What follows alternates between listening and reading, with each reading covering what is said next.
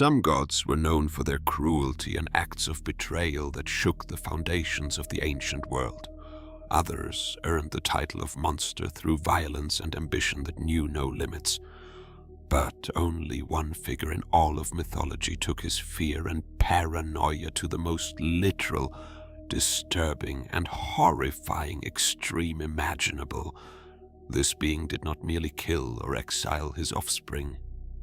He ate his own children alive, not driven by sudden rage or momentary madness, but through cold, deliberate, and calculated intent, repeated again and again. This is the dark, tragic, and deeply unsettling story of Cronus, the Titan king who swallowed his own destiny in a desperate and ultimately futile attempt to escape an ancient prophecy. In doing so, he unleashed the very nightmare he had tried so hard to prevent, setting in motion events that would reshape the entire cosmos. His tale is filled with themes of fear, consumption, family betrayal, and the inescapable cycles of power. Welcome to the Dark Archives, where we peel back the layers of the world's oldest myths to reveal the forgotten horrors and tragic truths hidden within them. To fully understand the monstrous path Cronus would later walk, we must return to the very dawn of creation itself, long before the Olympian gods rose to prominence, and long before the familiar stories of Zeus and his siblings dominated ancient storytelling. In those primordial times, the universe was dominated by Uranus, the vast and oppressive Skyfather, and his consort Gaia, the nurturing yet suffering Earth Mother. Uranus ruled with absolute tyranny. He greatly feared the immense power of his own children, particularly the mighty one-eyed Cyclopes, who could forge weapons of incredible destruction, and the enormous 100-handed hecaton chairs, whose strength could literally shake the pillars of reality. Driven by this deep-seated terror, Uranus committed a terrible act. He forced these powerful offspring back into the womb of Gaia, imprisoning them deep within the earth where they could never emerge to challenge him. This imprisonment caused Gaia unimaginable physical and emotional agony. The earth itself rebelled, violently manifesting as constant earthquakes, erupting volcanoes, and chaotic storms that threatened to tear the world apart. In her profound suffering and desperation for justice, Gaia secretly forged a weapon of vengeance from her own essence. A jagged, unbreakable sickle, crafted from the hardest stone and shimmering adamantine pulled directly from her body. She gathered her Titan children and pleaded with them one by one to rise up against their tyrannical father and free both her and their imprisoned siblings. All of them hesitated in fear except the youngest and most ruthless Titan, Cronus. With cold ambition burning brightly in his eyes and a heart already hardened by the family's dysfunction, Cronus stepped forward and took up the sickle. He made a solemn and chilling vow to his mother that he would do what must be done. Under the cover of the deepest night, as Uranus descended from the heavens to lie with Gaia, Cronus launched his brutal ambush. In one savage, merciless swing of the sickle, he castrated his own father, golden divine Ichor. The sacred blood of the gods sprayed violently across the heavens and into the sea. From those drops of blood were born the vengeful Furies, the race of giants and other monstrous beings. The severed parts that fell into the ocean waves gave rise to Aphrodite, the goddess of love and beauty, emerging paradoxically from an act of pure violence and mutilation. Defeated, humiliated, and mutilated. The fallen Uranus uttered a powerful curse upon his son. He prophesied that one day Cronus himself would suffer the same fate and be overthrown by his own child.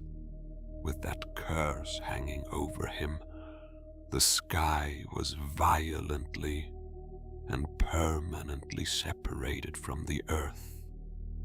Cronus seized control of the throne and took his sister Rhea as his queen. For a relatively short period afterward, the world appeared to enter what many later called a golden age of peace, abundant harvests, and restored order under his rule.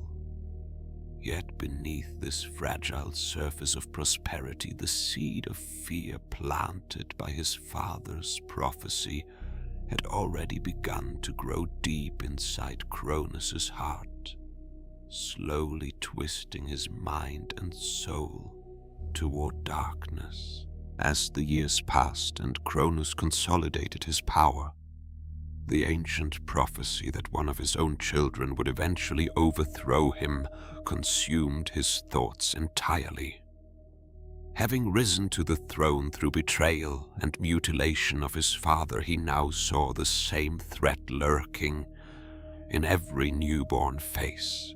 His solution was one of the most horrifying and taboo acts ever recorded in mythological history. Every single time his wife Rhea gave birth, Cronus would stand over her in cold authority and demand the infant immediately. He would declare without emotion that no child would ever be allowed to threaten his eternal reign.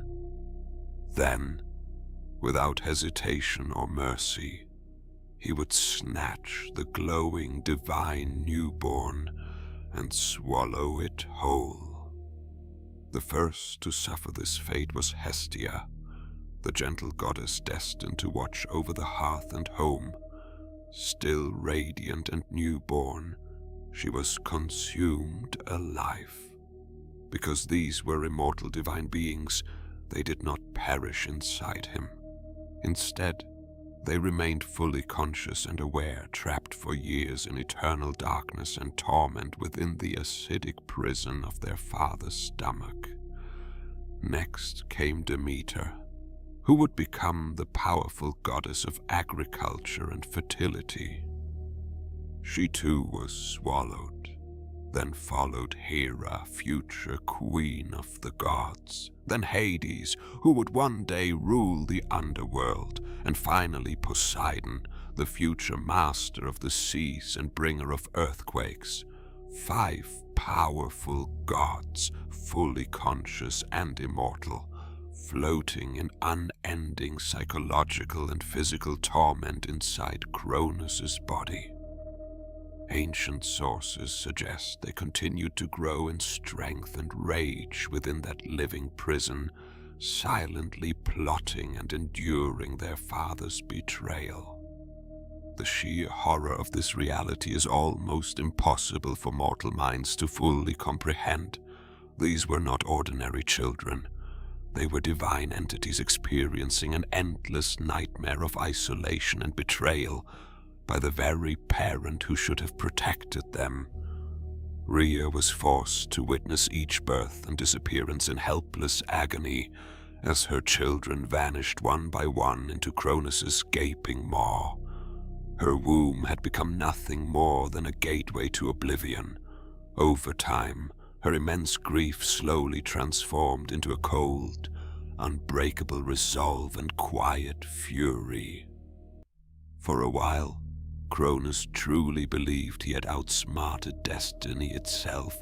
He continued to rule the world unchallenged, while secretly carrying the horror of his devoured family buried deep within his own flesh. But as mythology repeatedly teaches us, no tyrant, no matter how powerful, can truly escape the threats of prophecy forever. When Rhea discovered she was pregnant with her 6th child, she finally reached her absolute breaking point and could endure no further loss. Refusing to allow another innocent life to be consumed, she secretly fled to the remote and misty island of Crete. There, in a hidden sacred cave on Mount Dicte, she gave birth to Zeus, the child who would one day change the course of cosmic history. To deceive her paranoid husband, Rhea carefully wrapped a large, heavy stone in swaddling clothes and presented it to Cronus as if it were their newborn son. Believing it to be another potential threat to his power, he swallowed the stone without a moment's hesitation. Meanwhile, the real Zeus was kept safe and hidden deep within the Cretan cave. He was raised and protected by kind nymphs and nourished by the divine she-goat Amalthea. To mask the sound of his powerful infant cries from Cronus's far-reaching spies, a group of mythical warriors known as the Curators danced wildly and clashed their spears together day and night around the cave entrance. Zeus grew at an astonishing supernatural rate. Legend says that the divine milk he was fed sometimes spilled across the night sky and created the starry band we now call the Milky Way. When he finally reached full divine manhood and strength, guided by the clever Titanomachy, Zeus boldly returned to confront his father. He prepared a powerful emetic potion and tricked Cronus into drinking it, presenting it as a gift that would grant even greater strength. The consequences were immediate, violent, and cataclysmic. Cronus began to retch uncontrollably. First, he vomited up the stone he had swallowed years earlier.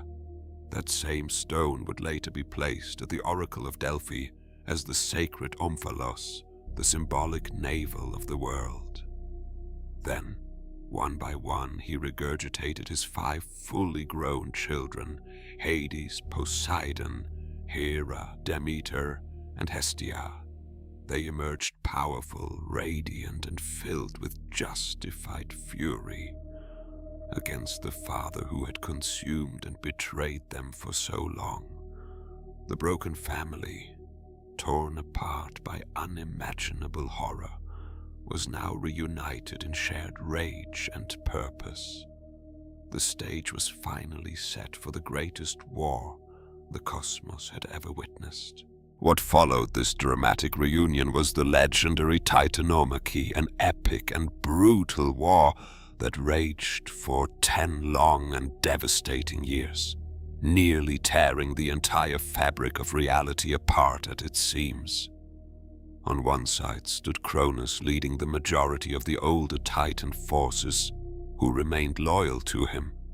On the opposing side stood Zeus and his newly freed siblings, powerfully reinforced by the Cyclopes who forged Zeus's legendary thunderbolts and the mighty Hecatoncheires who could hurl entire mountains as if they were mere boulders. The battlefield was truly apocalyptic in scale.